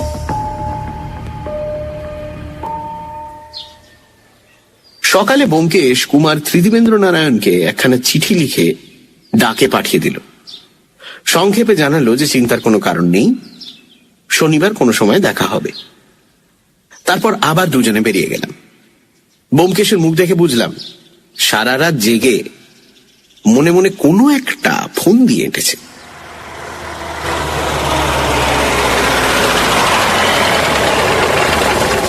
স্যার দিগেন্দ্র আজ বসবার ঘরেই ছিলেন। আমাদের দেখে সাড়ম্বরে সম্ভাষণ করলেন। এই যে মানিক জোর, এসো এসো এসো। তারপর আজ যে বাড়ি সকাল সকাল, ওরে কে আছিস? বাবুদের চা দিয়ে যা। এই দেখো তো, ব্যোমকেশ বাবুকে আজ বড় শুকনো শুকনো দেখছি। দুশ্চিন্তায় রাতে ঘুম হয়নি বুঝি? ব্যোমকেশ টেবিল থেকে নটরাজের মূর্তিটি হাতে নিয়ে আস্তে আস্তে বলল, এই পুতুলটিকে আমি ভালোবেসে ফেলেছি। কাল সারা রাত এর কথা ভেবে ভেবেই আমি ঘুমোতে পারিনি। পুরো 1 মিনিট দুজনে পরস্পরের চোখের দিকে এক দৃষ্টে তাকিয়ে রইল। দুই প্রতিদ্বন্দ্বীর মধ্যে নিঃশব্দে মনে মনে কি যুদ্ধ হলো বলতে পারি না। 1 মিনিট পরে স্যার দিগেন্দ্র সকৌতুকে হেসে উঠলেন, বললেন, ব্যোমকেশ, তোমার মনের কথা আমি বুঝেছি। অত সহজে তুমি এই বুড়োকে ঠকাতে পারবে না। ওটার জন্য রাত্রে তোমার ঘুম হয়নি বলছিলে না? বেশ বেশ, তোমাকে ওটা দান করে দিলাম। ব্যোমকেশের হতবুদ্ধি মুখের দিকে ব্যঙ্গপূর্ণ কটাক্ষ করে বললেন, কেমন হলো তো? মূর্তিটা কিন্তু দামি জিনিস, ভেঙে ওটাকে নষ্ট করো না। মুহূর্ত মধ্যে নিজেকে সামলিয়ে নিয়ে ব্যোমকেশ বলল, না না, ধন্যবাদ বলে মূর্তিটি রুমালে মুড়ে পকেটে পুরল। তারপর যথারীতি ব্যর্থ অনুসন্ধান করে বেলা 10টা নাগাদ বাড়ি ফিরলাম। চেয়ারে বসে পড়ে ব্যোমকেশ দীর্ঘশ্বাস ফেলে বলল, না, ঠকে গেলাম। কি ব্যাপার বলো তো? আমি তো তোমাদের কথাবার্তা, ভাবভঙ্গি কিছুই বুঝতে পারলাম না। পকেট থেকে পুতুলটা বার করে ব্যোমকেশ বলল, নানা কারণে আমার স্থির বিশ্বাস হয়েছিল যে এই নটরাজের ভেতরেই হিরেটা আছে। ভেবে দেখো, এমন সুন্দর লুকোবার জায়গা আর হতে পারে কি? হিরেটা চোখের সামনে টেবিলের উপর রয়েছে, অথচ কেউ দেখতে পাচ্ছে না। পুতুলটা স্যার দিগেন্দ্র নিজে ছাঁচে ঢালাই করেছেন, সুতরাং প্লাস্টারের সঙ্গে সঙ্গে হিরেটা ছাঁচের মধ্যে ঢেলে দেওয়া কিছুমাত্র শক্ত কাজ নয়। তাতে স্যার দিগেন্দ্রের মনস্কামনা সম্পূর্ণ সিদ্ধ হয়, অর্থাৎ যে হিরেটার প্রতি তার এত ভালোবাসা সেটা সবসময় কাছে কাছে থাকে, অথচ কারো সন্দেহ হয় না। যে দিক থেকেই দেখো, সমস্ত যুক্তি অনুমান ওই পুতুলটার দিকেই কিন্তু নির্দেশ করছে। তাই আমার নিঃসংশয় ধারণা হয়েছিল যে হিরেটা আর কোথাও থাকতে পারে না। আমি তো আজ ঠিক করেই বেরিয়েছিলাম যে পুতুলটা চুরি করব, কিন্তু বুড়োর কাছে ঠকে গেলাম। শুধু তাই নয়, বুড়ো আমার মনের ভাব বুঝে বিদ্রুপ করে পুতুলটা আমায় দান করে দিল। কাটা ঘায়ে নুনে ছিটে দিতে বুড়ো 1 নম্বর। মোটের ওপর আমার থিওরিটাই ভেস্তে গেল। এখন আবার গোড়া থেকে শুরু করতে হবে। কিন্তু সময়ও তো আর নেই, মাঝে তো মাত্র 1 দিন। পুতুলটার নিচে পেন্সিল দিয়ে ক্ষুদ্র অক্ষরে নিজের নামের অধ্যক্ষর লিখতে লিখতে ব্যোমকেশ বলল, মাত্র 1 দিন, মাত্র 1 দিন। বোধহয় প্রতিজ্ঞা রক্ষা হলো না অজিত। এদিকে কুমার বাহাদুর এসে হানা দিয়ে বসে আছেন। না, বুড়ো সব দিক দিয়েই হাস্যাস্পদ করে দিল আমায়। লাভের মধ্যে দেখছি কেবল এই পুতুলটা। মুখের একটা ভঙ্গি করে ব্যোমকেশ মূর্তিটা টেবিলের উপর রেখে দিল। তারপর বুকে ঘাড় গুঁজে নীরবে বসে রইল। বিকেলে নিয়ম মতো স্যার দিগেন্দ্রের বাড়ি গেলাম। শুনলাম কর্তা এই মাত্র বেরিয়ে গেছেন। ব্যোমকেশ তখন নতুন পথ ধরল। আমাকে সরে যেতে ইঙ্গিত করে উজরে সিং থাপার সঙ্গে ভাব জমানোর চেষ্টা করল। আমি একা একা বাগানে বেড়াতে লাগলাম, আর মাঝে মাঝেই চোখে পড়ল ব্যোমকেশ উজরে সিং বারান্দার 2 টুলে বসে অমায়িকভাবে আলাপ করছে। ব্যোমকেশ ইচ্ছে করলে খুব সহজে মানুষের মন ও বিশ্বাস জয় করতে পারত, কিন্তু উজরে সিং থাপার পাহাড়ি হৃদয়ে গলিয়ে তার পেট থেকে কথা বার করতে পারবে কিনা এই বিষয়ে আমার মনে সন্দেহ ছিল। ঘন্টা 2 পর আবার যখন দুজনে পথে বেরোলাম, তখন ব্যোমকেশ বলল, কিচ্ছু হলো না। এই উজরে সিং লোকটি হয় নিরেট বোকা, নয় আমার চেয়ে বুদ্ধিমান। বাড়িতে ফিরে এলে চাকর খবর দিল যে একটি লোক দেখা করতে এসেছিল, আমাদের জন্য আধ ঘন্টা অপেক্ষা করে চলে গেছে। ব্যোমকেশ ক্লান্তভাবে বলল, কুমার বাহাদুরের পেয়াদা। এই ব্যর্থ ঘোরাঘুরি ও অন্বেষণে আমি পরিশ্রান্ত হয়ে পড়েছিলাম। বললাম, আর কেন ব্যোমকেশ, ছেড়ে দাও না, এই যাত্রা কিছু হলো না। কুমার সাহেবকেও জবাব দিয়ে দাও, মিছে তাকে সংশয়ের মধ্যে রেখে কোনো লাভ নেই। টেবিলের সামনে বসে নটরাজ মূর্তিটি উল্টে পাল্টে দেখতে দেখতে ম্রিয়মান কণ্ঠে ব্যোমকেশ বলল, দেখি, কালকের দিনটা এখনো হাতে আছে। যদি কাল সমস্ত দিনে কিছু না করতে পারি। তার মুখের কথা শেষ হলো না। চোখ তুলে দেখি তার মুখ উত্তেজনায় লাল হয়ে উঠেছে। সে নিষ্পলক বিস্ফারিত দৃষ্টিতে নটরাজ মূর্তিটার দিকে তাকিয়ে আছে। বিস্মিত হয়ে জিজ্ঞেস করলাম, আরে কি হলো? ব্যোমকেশ কাঁপা হাতে মূর্তিটা আমার চোখের সামনে তুলে ধরল। অজিত, দেখো দেখো দেখো দেখো দেখো দেখো, নেই। আরে মনে আছে, আজ সকালে পেন্সিল দিয়ে পুতুলটা নিচে একটা ব অক্ষর লিখেছিলাম। আরে আমি আমার নাম লিখছিলাম, সেই অক্ষরটা নেই। দেখলাম সত্যি অক্ষরটা নেই, কিন্তু সেজন্য এত বিচলিত হওয়ার কি আছে? পেন্সিলের লেখা মুছে তো যেতেই পারে। ব্যোমকেশ বলল, বুঝতে পারছো না? তুমি বুঝতে পারছো না? উফ বাবা, বুড়ো কি ধাপ্পাটাই দিয়েছিল, হ্যাঁ, একেবারে উল্লুক বানিয়ে ছেড়ে দিয়েছিল। যাই হোক, বাঘেরও ঘোগ আছে। পুটিরাম, পুটিরাম। ভৃত্য পুটিরাম এলে ব্যোমকেশ তাকে জিজ্ঞেস করলো, যে লোকটি আজ এসেছিল তাকে কোথায় বসিয়েছিলে? আগে এই ঘরে। তুমি সবসময় এই ঘরে ছিলে? আগে হ্যাঁ, তবে মাঝে এক গ্লাস জল চাইলেন, তাই। আচ্ছা আচ্ছা, যাও। আচ্ছা বাবু। ব্যোমকেশ কিছুক্ষণ নিঃশব্দে বসে হাসতে লাগলো।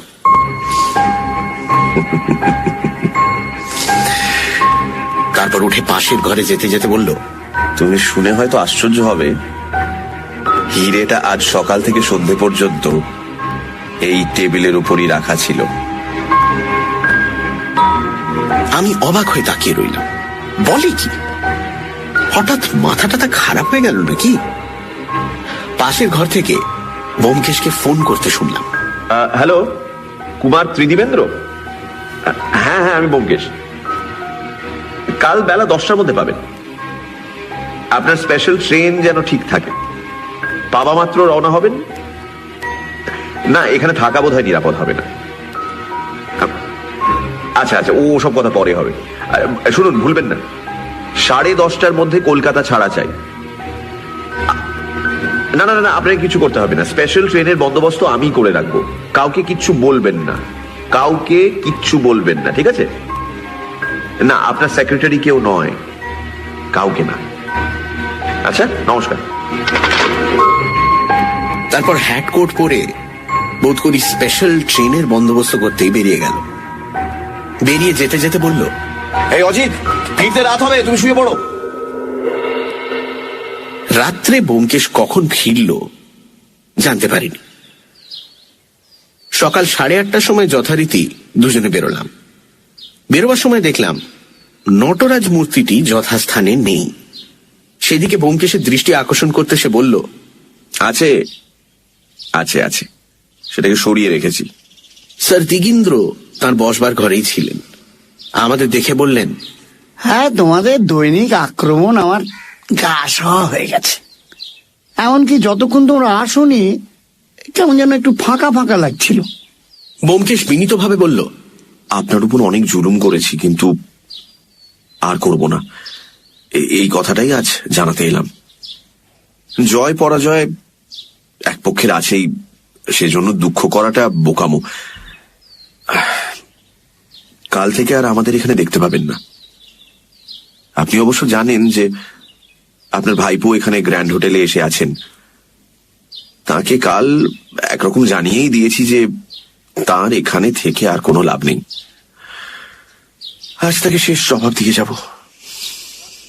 স্যার দিগেন্দ্র কিছুক্ষণ ভুরু কুঁচকে ব্যোমকেশকে নিরীক্ষণ করলেন। ক্রমে তার মুখে সেই বুলডগ হাসি ফুটে উঠল। তিনি বললেন, তোমার সুবুদ্ধি হয়েছে, খুশি হলাম। খোকাকে বলো বৃথা চেষ্টা করে যেন সময় নষ্ট না করে। আচ্ছা, বলবো। টেবিলের উপর আরেকটি নটরাজ মূর্তি রাখা রয়েছে। সেটা তুলে নিয়ে ব্যোমকেশ বলল, এই যে আরেকটা তৈরি করেছেন দেখছি, আপনার উপহারটি আমি কিন্তু যত্ন করে রেখেছি। শুধু সৌন্দর্যের জন্য নয়, আপনার স্মৃতিচিহ্ন হিসেবেও আমার কাছে তার দাম অনেক। কিন্তু যদি কখনো ভুল করে ভেঙে যায়, আর একটা পাবো কি? বেশ, যদি ভেঙে যায় আর একটা পাবে নিশ্চয়ই। আমার বাড়িতে ঢুকে তোমার শিল্পকলার প্রতি অনুরাগ জন্মেছে, এটা তো কম লাভ নয়। গভীর বিনয় সহকারে ব্যোমকেশ বলল, আগে হ্যাঁ, এতদিন আমার মনের ওদিকটা একেবারে পর্দা ঢাকা ছিল, কিন্তু এই কদিন আপনার সংসর্গে এসে ললিত কলার রস পেতে আরম্ভ করেছি। বুঝেছি, আমি বুঝেছি ওর মধ্যে কি অমূল্য রত্ন লুকোনো আছে। ওই ছবিখানাও আমার বড় ভালো লাগে। ওই যে ওটা কি আপনারই আঁকা? স্যার দিগিন্দ্রের পেছনের দেওয়ালে একটা সুন্দর নিসর্গ দৃশ্যের ছবি টাঙানো রয়েছে। ব্যোমকেশের আঙুলের নির্দেশ সেটির দিকেই। মুহূর্তের জন্য স্যার দিগিন্দ্র ঘাড় ফেরালেন। সেই ক্ষণিক অবকাশে ব্যোমকেশ এক অদ্ভুত হাতের কসরত দেখালো। টিকটিকি যেমন করে শিকার ধরে, তেমনি ভাবে তার একটা হাত টেবিলের ওপর থেকে নটরাজ মূর্তিটি তুলে নিয়ে পকেটে পুরল এবং অন্য হাতটা সঙ্গে সঙ্গে আরেকটি নটরাজ মূর্তি তার জায়গায় বসিয়ে দিল। স্যার দিগিন্দ্র যখন আবার আমাদের দিকে তাকালেন, তখন ব্যোমকেশ আগের মতোই মুগ্ধভাবে দেওয়ালের ছবিটির দিকে চেয়ে রয়েছে। আমার বুকের ভেতরটা এমন অসম্ভব রকম ধড়ফড় করতে লাগলো যে স্যার দিগিন্দ্র যখন সহজ কণ্ঠেই বললেন, হ্যাঁ, ওটা আমারই আঁকা, তখন কথাগুলো আমার কানে অত্যন্ত অস্পষ্ট ও দূর থেকে আসছে বলে মনে হলো। ভাগ্যে সে সময় তিনি আমার মুখের দিকে তাকাননি, না হলে ব্যোমকেশের হাতের কসরত হয়তো আমার মুখের উদ্বেগেই ধরা পড়ে যেত। ব্যোমকেশ ধীরে সুস্থে উঠে বলল, আচ্ছা, এখন তাহলে আসি। আপনার সংসর্গে এসে আমার লাভই হয়েছে, এই কথা আমি কখনো ভুলবো না। আশা করি আপনিও আমাদের ভুলতে পারবেন না। যদি কখনো দরকার হয়, মনে রাখবেন আমি একজন সত্যান্বেষী। সত্যের অনুসন্ধান করাই আমার পেশা। চলো অজিত, আচ্ছা চললুম তবে, নমস্কার। দরজার কাছে পৌঁছে একবার ফিরে দেখলাম স্যার দিগিন্দ্র ভুরু কুঁচকে আমাদের দিকে চেয়ে আছেন, যেন ব্যোমকেশের কথার কোনো একটা অতি গূঢ় ইঙ্গিত বুঝি বুঝি করেও বুঝতে পারছেন না। বাড়ির বাইরে আসতেই একটা খালি ট্যাক্সি পাওয়া গেল। তাতে চড়ে বসে ব্যোমকেশ হুকুম দিল, এই গ্র্যান্ড হোটেল, চলো চলো চলো। আমি তার হাত চেপে ধরে বললাম, ব্যোমকেশ, এসব কি কাণ্ড? কি আশ্চর্য, এখনো বুঝতে পারছো না? আমি যে অনুমানটা করেছিলাম হিরেটা নটরাজের মধ্যে আছে, তা ঠিকই আন্দাজ করেছিলাম। বুড়ো বুঝতে পেরে আমাকে ধোকা দেওয়ার জন্য পুতুলটা আমাকে দিয়ে দিয়েছিল। তারপর আরেকটা ঠিক ওই রকম মূর্তি তৈরি করে কাল সন্ধেবেলা গিয়ে আসলটার সঙ্গে বদল করে এনেছিল। যদি এই অস্পষ্ট ব অক্ষরটি লেখা না থাকতো, তাহলে আমি জানতেও পারতাম না। বলে পুতুলটা উল্টে দেখাল। দেখলাম পেন্সিলে লেখা অক্ষরটি পরিষ্কার। আমি রুদ্ধশ্বাসে বললাম, তুমি ঠিক জানো হিরেটা ওর মধ্যেই আছে? ঠিক জানি, কোনো সন্দেহ নেই। কিন্তু যদি না থাকে? তাহলে বুঝবো পৃথিবীতে সত্য বলে কোনো জিনিস নেই। শাস্ত্রের অনুমান খণ্ডটা একেবারে মিথ্যে।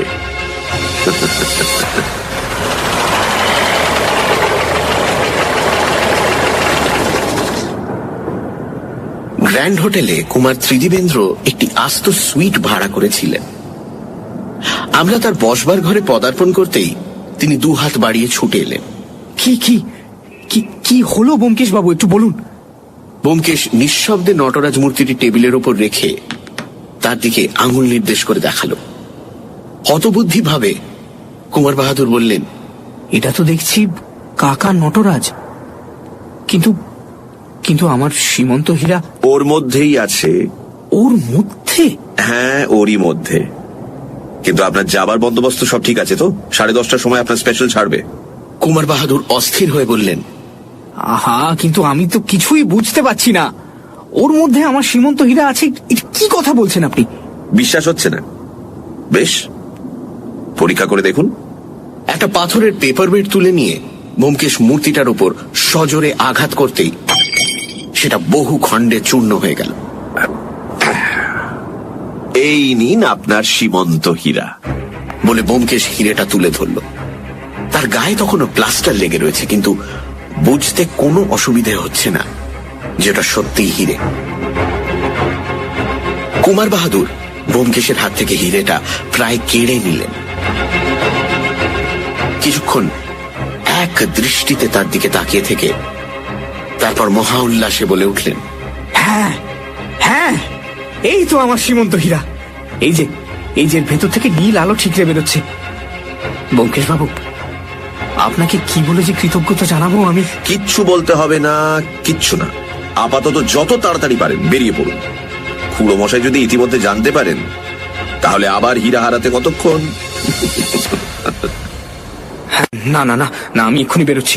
কিন্তু আপনার সে পরে হবে, সে পরে হবে। নিরাপদে বাড়ি পৌঁছে তারপর সেটার ব্যবস্থা করবেন। যান। কুমার বাহাদুরকে স্টেশনে রওনা করে দিয়ে আমরা বাড়ি ফিরলাম। আরাম কেদারায় হাত পা ছড়িয়ে দিয়ে ব্যোমকেশ পরম সার্থকতার হাসি হেসে বলল, আমি শুধু ভাবছি, বুড়ো যখন জানতে পারবে তখন কি করবে।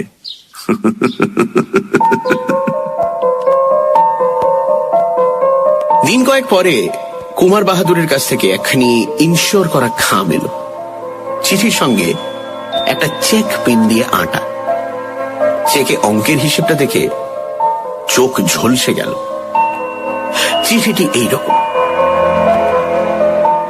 প্রিয় ব্যোমকেশ বাবু, আমার চিরন্তন কৃতজ্ঞতার চিহ্ন স্বরূপ যেটা পাঠালাম, জানি আপনার প্রতিভার তা যোগ্য নয়, তবু আশা করি আপনার অপছন্দ হবে না। ভবিষ্যতে আপনার সঙ্গে দেখা করার প্রত্যাশায় রইলাম। এবার যখন কলকাতা যাব, আপনার মুখে সমস্ত বিবরণ শুনব। অজিত বাবুকেও আমার ধন্যবাদ জানাবেন। তিনি সাহিত্যিক, সুতরাং টাকার কথা তুলে তার সাধনার অমর্যাদা করতে চাই না। হায় রে পোড়া কপালে সাহিত্যিক। কিন্তু যদি তিনি নাম ধাম বদল করে এই হীরা হরণের গল্পটা লিখতে চান, তাহলে আমার কোনো আপত্তি নেই, জানবেন। শ্রদ্ধা ও নমস্কার গ্রহণ করবেন। ইতি আপনার প্রতিভা মুগ্ধ শ্রী ত্রিদিবেন্দ্র নারায়ণ রায়।